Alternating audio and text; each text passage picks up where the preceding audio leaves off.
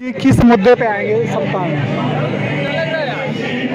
देखिए, मोदी जी 2024 में जो मुद्दा उनका रहेगा, अभी भले ही कितनी विकास की बात हो रही है कि विकास किया, ये किया, वो किया, लेकिन अंततः चुनाव सांप्रदायिकता के आधार पर ही लड़ा जाएगा। ध्रुवीकरण करने की कोशिश की जाएगी, उसी के आधार पर चुनाव होगा। क्योंकि देखो, जहाँ तक विकास की बात आप करें, मैं पूछना चाहता हूँ, जब 2014 में पहली बार भारतीय जनता पार्टी एनडीए की सरकार बनी, तो उस समय मुद्दे क्या थे? किन मुद्दों को लेके आए? वो लेके आए थे कि हम हर साल 2 करोड़ लोगों को रोजगार देंगे। दिया गया क्या? नहीं दिया गया। उन्होंने कहा कि हम 100 स्मार्ट सिटी बनाएंगे, जो मिसाल होंगे वर्ल्ड में, ऐसे शहर बन गए क्या? नहीं बने। उन्होंने कहा था कि हम बुलेट ट्रेन लेके आएंगे, बुलेट ट्रेन जैसे जापान में बहुत अच्छी ट्रेन चलती है, ऐसे ही हिंदुस्तान में चलेगी। चल गई क्या बुलेट ट्रेन? अभी नहीं चली, नहीं चली। वो बुलेट ट्रेन नहीं है, उसके मुकाबले की नहीं है। पहले मैं बात कह लूं, अपनी बात रखना फिर आप देखिए। और उन्होंने ऐसे ही बहुत सी चीज़ें, बहुत से उन्होंने लोगों को सब्ज बाग दिखाए कि हम ये कर देंगे, वो कर देंगे, लेकिन जैसे अच्छे दिन नहीं हुआ। अच्छे दिन, हाँ, अच्छे दिन तो एक वो बाद में कहने लगे, हवा के अंदर में एक रैली आवाज आती थी, हाँ हाँ, अच्छे दिन आएंगे, अच्छे दिन आएंगे। तो अच्छे दिन किसके आए? पता नहीं, पता नहीं, वो नेताओं के आए होंगे, नेताओं के आए होंगे। हमारे देखो, इसके अलावा उन्होंने कहा था कि इतना काला धन हम बाहर निकाल के लाएंगे विदेशों से, देश में जो काला धन लोगों के पास जमा है उसे निकाल के लाएंगे।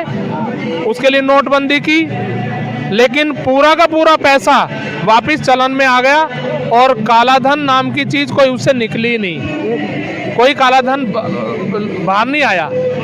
और उन्होंने कहा था कि इतना काला धन लाएंगे कि हर व्यक्ति को 15-15 लाख रुपए मिल जाएंगे। तो बाद में कह दिया कि काला धन नहीं लाएंगे, जुमला था ये, तो एक वैसे ही था बस। सुनो, इन्हें मैं बताऊंगा, इन्हें काला जवाब धन अभी तो कुछ लोग निकले हैं, देखे ना आप? अच्छा, बंगाल की बात देखा आपने? 15 लाख रुपए का एग्जैक्ट देना, इससे ये पता लगता है कि आपको पूरा कैलकुलेशन पता था। हाँ, आप मुझे बता दो, 15 लाख रुपए, एक चीज बताओ, 15 लाख रुपए कैलकुलेशन देने का मतलब क्या होता है? आपको एग्जैक्ट पता है कि इतना काला धन देशों में है। अगर ये 15 लाख हम हिंदुस्तान के हर लोगों को देंगे, तो आपको तो पता होनी चाहिए कि हाँ कितना पैसा है काला धन। अच्छा, आप ये बताइए कि आपको ये चीज़ पता है कि बाहर काला धन है हमारा? आपको ये पता है ना कि बाहर काला धन है? हमने तो नहीं कहा था ना, है नहीं है, आप ये बताइए।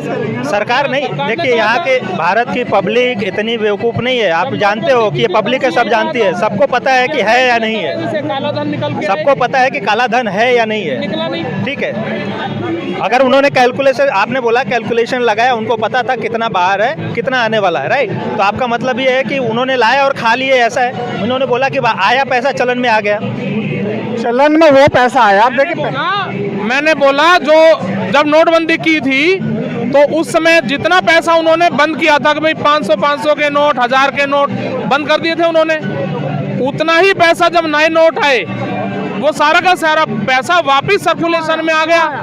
यदि ब्लैक होता, सुन लीजिए ना, एक मिनट जवाब देना ना मेरी बात का, यदि ब्लैक होता तो इट मीन्स वो जब्त होता ना कहीं, लिया लोगों के पास वो स्टोर रहता कि नहीं रहता, तो इसका मतलब वापस चलन में आ गया। ये नहीं पता, इट मीन्स हमें कहाँ गया वो ब्लैक मनी? इसलिए वहाँ गया ब्लैक मनी, क्योंकि सरकार ने कहा था जिनके पास काला धन है, अगर वो 50% टैक्स के रूप में जमा करते हैं तो उनको छूट दी जाएगी। इसलिए जो ब्लैक मनी थे, जिनके पास काला धन था, उन्होंने 50% पर अपना पैसा नंबर 1 में जो है बदलवाया और टैक्स के दायरे में आ गए। सरकार भी यही चाहती थी, जिन पर 100 करोड़, 500 करोड़, 1,000 करोड़ थे, वो टैक्स नहीं दे रहे थे। आधा सुनो, 50% की छूट करने के बाद में उन्होंने अपना पैसा, सुनो, उन्होंने अपना पैसा जमा करा और टैक्स के दायरे में आ गए हो। तो आप एक से मुझे बताएंगे कि जो नोट बंदी हुई उसके बाद जब उस पे नए नोट पे कितना खर्चा हुआ था, है आपको पता? मुझे ये अच्छी तरह पता है कि मोदी जी ने जो डबल, सुनो तो सही, डबल प्रणाली का जो नोट चला ना, डबल सीरीज का जो नोट छपता था, जो पाकिस्तान भी हमारे पैसे पे पलता था, वो सब बंद हो गया। और उसके बंद होने की वजह से ही आज पाकिस्तान की ये दुर्दशा हो रही है। उसका कारण यही था मेन कि सबसे ज़्यादा कि जो कांग्रेस ने डबल सीरीज का नोट छाप रखा था, वो देश की अर्थव्यवस्था के लिए बहुत ही खतरनाक था। इसलिए इस देश को बचाने के लिए जो मायाराम वित्त सचिव था, उसमें इसी बात का केस भी है कि तुमने डबल सीरीज का नोट जो है जो छापा गया है, इससे देश की जो है क्या व्यवस्था बहुत खराब थी। और सरकार नहीं करती तो देश में इन्फ्लेशन की स्थिति पैदा ऐसी होती कि देश की स्थिति बहुत खराब हो जाती, बिल्कुल वेनेजुएला जैसी होती। कि अगर हम 50 लाख में भी, जैसे वेनेजुएला में वहाँ की जो मुद्रा है, उस मुद्रा में 50 लाख में एक कॉफी पीने के लिए मिलती थी, ऐसे ही स्थिति भारत की हो जाती अगर मुद्रा स्फीति की स्थिति पैदा हो जाती। अगर इस नोटबंदी पर जो है नोटबंदी नहीं करते, और जितने भी बड़े बड़े ये जो इस देश में जो खून खराबा करने वाले हैं, उनका सारे का सारा पैसा जो है का बिल्कुल डैमेज हो गया। और नक्सलवादियों का और ये जो देश के आतंकवादियों का, जैसे कि इसमें कश्मीर में था लश्कर कि जब नोटबंदी की गई थी, उसी दौरान में सरकार ने कहा कि जिनके पास ब्लैक मनी है वो पेनल्टी लगेगी उन पर, वो उसको वाइट करा सकते हैं। कितना पैसा ऐसा था जो ब्लैक मनी था और वाइट कराया लोगों ने पेनल्टी के साथ? आपके पास आंकड़े हैं उसके? नहीं, आपके पास क्या आंकड़े हैं? नहीं, आप बताओ ना। नहीं, हमारे पास तो ये है, सरकार ने, हाँ, सरकार ने एक नियम निकाल दिया। अब उसमें कितना, अब उसमें क्यों नहीं था? उसमें जितना करा होगा वो तो किया है। तुम दो ना आंकड़े, ये नियम था 25, इसलिए पैसा वापस आया। कुछ जो ये कह रहे हैं ना कि वो 50% पेनल्टी के साथ में उन्हें जमा करना पड़ा, 50% की पेनल्टी दी, तो लोगों ने जो इन पर काला धन था उन्हें जमा किया। तो इसमें क्या है, सरकार तो टैक्स के दायरे में। आप ये देखिए कि लोग, ये आंकड़े में आपको बता रहा हूँ कि पहले से ज्यादा टैक्स के दायरे में कितनी जनता आई है। आप आंकड़े में, इससे देश का क्या मालूम? देश का फायदा ये हुआ कि टैक्स बढ़ा। आज इकोनॉमी क्यों बूम मचा रही है भारत की, कि टैक्स के दायरे में इतना टैक्स का पैसा आ रहा है और बढ़ती इकोनॉमी क्यों है? इसका कारण यही है, 10वीं इकोनॉमी थी कांग्रेस के राज में। हमारी देश की जो इकोनॉमी थी वो 10वें स्थान पे थी, और आज जो है 5वें स्थान पे आई। इसी वजह से तो आई कि जो कह रहे हैं ना, ये किसी बात का जवाब नहीं दे पाए। टैक्स के दायरे में नोटबंदी के कारण नहीं आई लोग, के कारण ही आए। नहीं, मैं बता रहा हूँ किस कारण से आए। नोटबंदी के कारण ही मैं बता रहा हूँ किस, देखिए जो टैक्स, जो टैक्स के दायरे में लोग आए ना, वो किस वजह से आए? वो आए जो आधार कार्ड को अकाउंट से लिंक किया गया था। तो जब आधार कार्ड अकाउंट से लिंक हो गया तो तब लोगों ने सोचा कि भाई हमारे अकाउंट में यानी उसी हिसाब से पैसा जमा होना चाहिए जो हम टैक्स देते हैं। और जिसकी जैसी इनकम थी वो अकाउंट में यदि पैसा जमा करा था तो उसने अपनी टैक्स की लिमिट बढ़ाई। वो नोटबंदी से नहीं हुआ। अरे भैया, वो नोटबंदी का कारण नहीं हुआ। उसमें नोटबंदी का कारण नहीं, वो सवाल है कि आधार अलग है और नोट जब ये पता नहीं, नोटबंदी जब जमा किया है तो आधार कार्ड भी लगता है कि इस पे 100 करोड़ रुपए आए तो अरे क्यों नहीं लगा है हर जगह, जब तो टैक्स के दायरे में आए। जब पता चला कि इस नाम का अमुक व्यक्ति पे इतना करोड़ जमा किया है और इतना पैसा इसने 50% की पेनल्टी पे इसका वाइट हुआ है, तो उसका रिकॉर्ड नहीं रखा जाएगा? ये कैसी बात कर रहे हैं? इन्हें पता है नहीं भाई, हर किसी का रिकॉर्ड रखा जाएगा ना? इन्हें नहीं पता, इनका कोई जवाब नहीं, इन पर कोई तथ्य नहीं ना कोई बात। हमने जवाब दे दिया ना, रिकॉर्ड होता है ना, जो पैसा जमा, काला धन जो जमा करेगा उस पर रिकॉर्ड नहीं होता क्या? RBI में, बैंक में सबका जो रिकॉर्ड होता है, सबका देखो ना रिकॉर्ड में, RBI की उसमें देखो।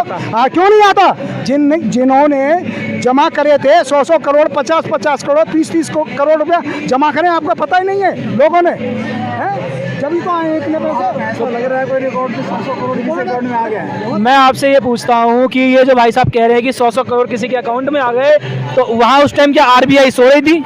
क्या चोरी थी? उस टाइम की आरबीआई जो है ना बैंकिंग की एक एक चीज पे नजर रखती है। कुछ नहीं रखती। हाँ कुछ नहीं रखती। कैश की बात कर रहे हैं, इन्हें मैं समझा, कैश का रिकॉर्ड कहाँ से आएगा? विदेशों से 1-1 लाख करोड़ रुपया आया था, 1-1 लाख करोड़ रुपया भी आता था विदेशों से।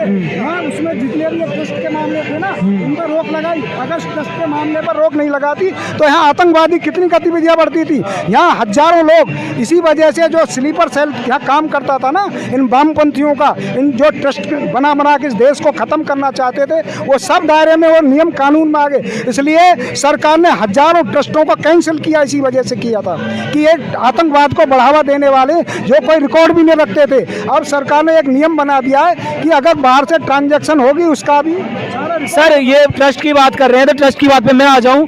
गुरुद्वारा ट्रस्ट की तो नाम सुना ही होगा आपने, अमृतसर गुरुद्वारा का जो ट्रस्ट है, ठीक है, गुरुद्वारा का एक अपना ट्रस्ट भी है।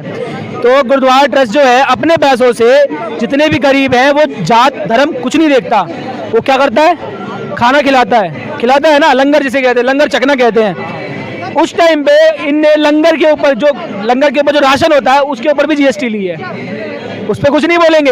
और रही बात आधार कार्ड की, मैं बोलता हूँ मोदी जी जो बोलते हैं ना आधार कार्ड के ऊपर कि आधार कार्ड मतलब कि बहुत सुरक्षित है, ये है वो है, आधार कार्ड से मतलब कि नागरिकता मतलब वो होती है। अभी मैं आपको आधार कार्ड निकाल के दिखाता हूँ, आप तो सबूत देखते हो ना, ये मेरा आधार कार्ड है। आधार पहचान का प्रमाण है, नागरिकता का नहीं, ठीक है भैया, मेरी पहचान है, मैं इंडियन हूँ, इंडियन इसलिए हूँ, इसी आधार कार्ड से ये बना है ना। तो मुझे एक बात बता दो कि जब ये नागरिकता है कि नागरिकता इससे मिल ही नहीं रही, तो ये कैसे बन गया मेरा, ये कैसे बना मेरा, क्या बोलोगे आप इस पे? सबसे बड़ा स्कैम है ये, सबसे बड़ा स्कैम, इससे बड़ा स्कैम नहीं हो सकता पूरी इंडियन इकोनॉमी में, इससे बड़ा स्कैम नहीं हो सकता। जब इसमें साफ लिखा हुआ है ये आधार जो है नागरिकता का कोई प्रमाण नहीं है, साफ लिखा हुआ है, आप पढ़ लो। तो ये कैसे बना भैया? इंडियन नागरिक, मैं इंडियन हूँ तभी तो वोट दे सकता हूँ, तो यहाँ क्यों लिखा हुआ है ये चीज़ बताइए? वोटिंग के लिए उसका कोई यूज ही नहीं है। वोटिंग के आधार के लिए तो लोगों को समझ ही नहीं आ रहा है कि आधार किस किस यूज में